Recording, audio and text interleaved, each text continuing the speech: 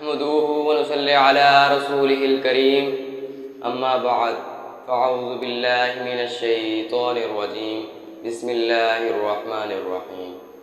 محترم جناب پرنسپل صاحب، معزز استاذہ کرام اور میرے ساتھیوں، السلام علیکم ورحمۃ اللہ وبرکاتہ۔ یہ وطن ہم نے لہو دے کر سنوارا ہے، یہ وطن ہم نے لہو دے کر سنوارا ہے، یہ چمن ہم نے شہیدوں سے نکھارا ہے۔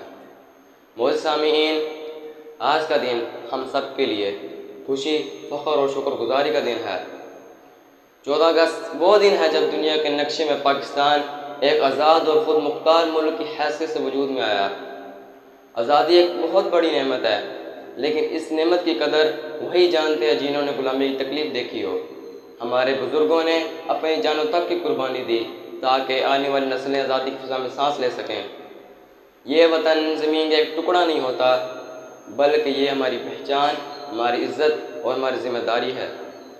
عمل سے زندگی بنتی ہے جنت بھی جہنم بھی، عمل سے زندگی بنتی ہے جنت بھی جہنم بھی، یہ خاکی اپنی فطرت میں نہ نوری ہے نہ ناری ہے۔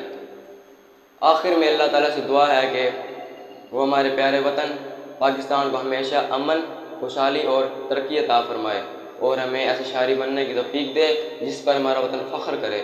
آمین۔ پاکستان زندہ باد۔